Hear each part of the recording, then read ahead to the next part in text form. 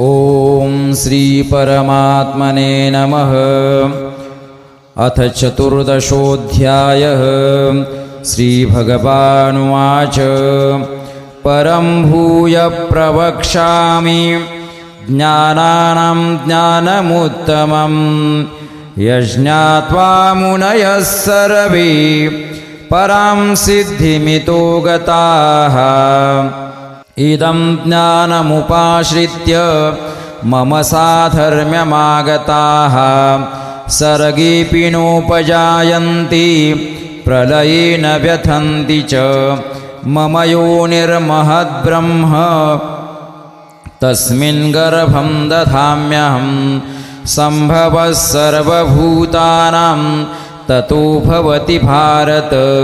सर्वयोनिषु कौन्तेय मूर्तयः सम्भवन्ति याः तासां ब्रह्म महद्योनिरहं बीजप्रदः पिता।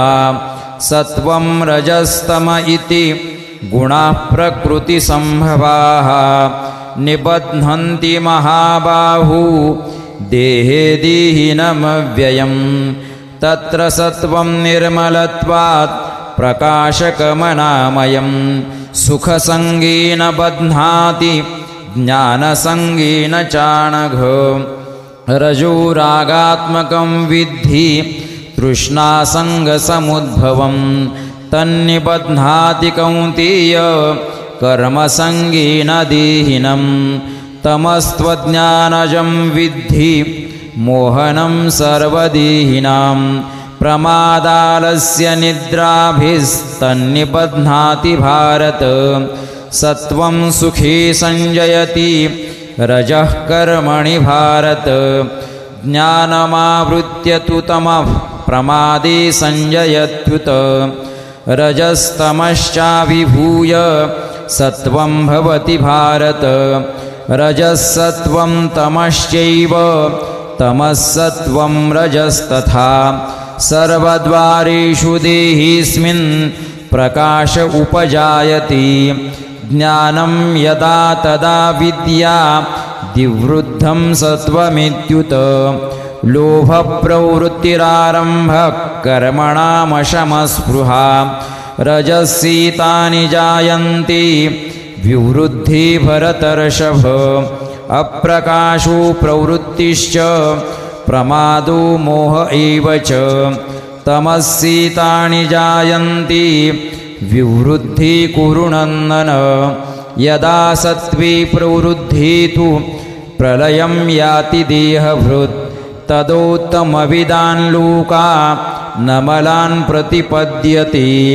रजसि प्रलयं गत्वा कर्मसङ्गिषु जायते। तथा प्रलीनस्तमसि मूढयोनिषु जायते। कर्मणः सुकृतस्याहुः सात्विकं निर्मलं फलं। रजसस्तु फलं दुःखम् अज्ञानं तमसः फलं। सत्त्वात् संजायते ज्ञानं रजसो लोभ एव च। प्रमादमोहौ तमसो भवतो ज्ञानमेव च। ऊर्ध्वं गच्छन्ति सत्त्वस्था मध्ये तिष्ठन्ति राजसाः। जघन्यगुणवृत्तिस्था अधो गच्छन्ति तामसाः।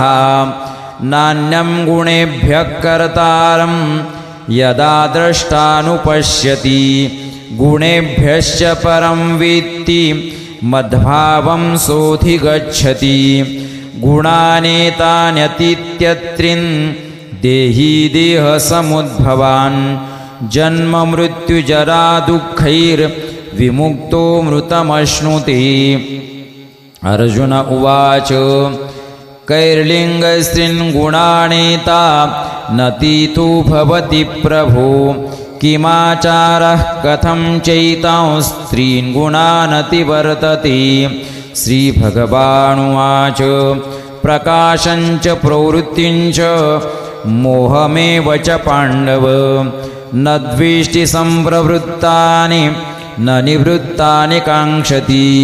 उदासीनवदासीनो गुणैर्यो न विचाल्यति गुणा वर्तन्त इत्येव योऽवतिष्ठति नेङ्गति समदुःखसुखस्वस्थः समलोष्टाश्मकाञ्चनः तुल्यप्रिया प्रियो धीरस्तुल्यनिन्दात्मसंस्तुतिः मानापमानयोस्तुल्यस्तुल्यो मित्रारिपक्षयोः सर्वारम्भपरित्यागी गुणातीतः स उच्यते माञ्चयो व्यभिचारेण भक्तियोगेन सेवते सगुणान् समितीत्यैतान् ब्रह्मभूयाय कल्पते ब्रह्मणो हि प्रतिष्ठाः ममृतस्य व्ययस्य च शाश्वतस्य च धर्मस्य